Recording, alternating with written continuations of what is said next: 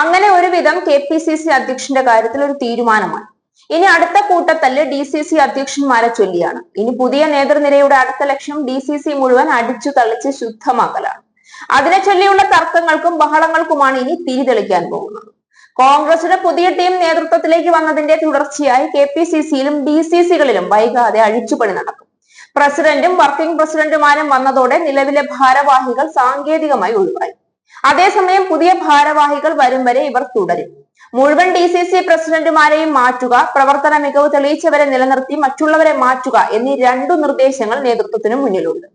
ഏതു സാഹചര്യത്തിലും 8-9 DCCകളിൽ പുതിയ പ്രസിഡന്റുമാർ വരും. DCC ഭാരവാഹി നിരയിൽ കാര്യമായ അഴിച്ചുപണി നടക്കും. VM സുധീരൻ KPCC പ്രസിഡന്റ് ആയിരുന്നപ്പോൾ നടന്ന DCC അഴിച്ചുപണിയുടെ ഭാഗമായി ഭാരവാഹികളായവരാണ് ഇപ്പോഴും തുടരുന്നത്. ഈ ജംബോ കമ്മിറ്റികളിലെ ഭൂരിപക്ഷം പേരും സജീവമായി പ്രവർത്തന രംഗത്തില്ല എന്നത് കോൺഗ്രസ് നേരിടുന്ന പ്രധാന ദൗർബല്യമായാണ് നേതൃത്വം വിലയിരുത്തുന്നത്.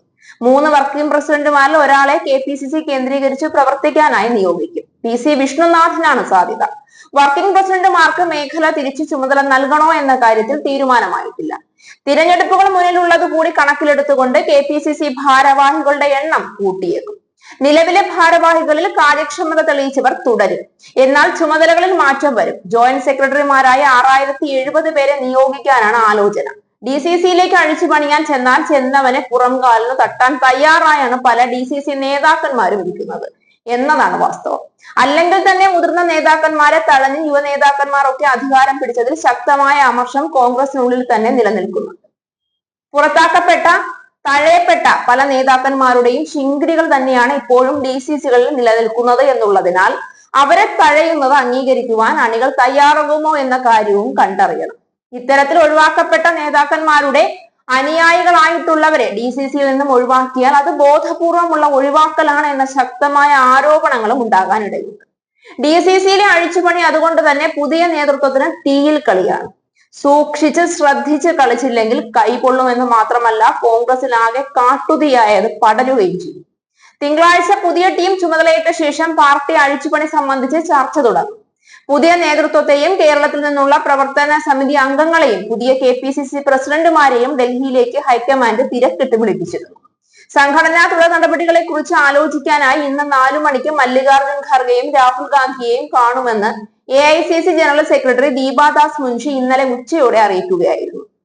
എന്നാൽ പ്രസിഡന്റ് അടക്കമുള്ളവർ ചുമതലയേറ്റ ശേഷം മതി ആ യോഗം എന്ന അഭിപ്രായം പിന്നീട് രൂപപ്പെട്ടതിനെ തുടർന്ന് മാറ്റിവെച്ചു. കേരളത്തിലെ സംഘടനാ കാര്യങ്ങൾ AICC കൂടുതൽ ഗൗരവത്തിലെടുക്കുന്നതിന്റെ സൂചനയായിട്ടാണ് തിരക്കിട്ട് യോഗം വിളിച്ചതിനെ സംസ്ഥാനത്തെ നേതാക്കൾ കാണുന്നത്.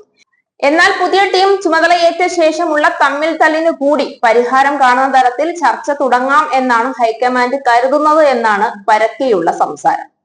നേതൃമാറ്റവും പുതിയ ടീമിന്റെ വരവും കോൺഗ്രസ് UDF കേന്ദ്രങ്ങൾ പൊതുവിൽ സ്വാഗതം ചെയ്യുന്നു എന്നും പറയപ്പെടും. പ്രതീക്ഷിച്ച സ്ഥാനം കിട്ടാതെ പോയവർക്കും സ്ഥാനം നഷ്ടപ്പെട്ടവർക്കും അതൃപ്തി ഉണ്ടെങ്കിലും അപസ്വരങ്ങൾ കാര്യമായി ഉയർന്നിട്ടില്ലത്രേ.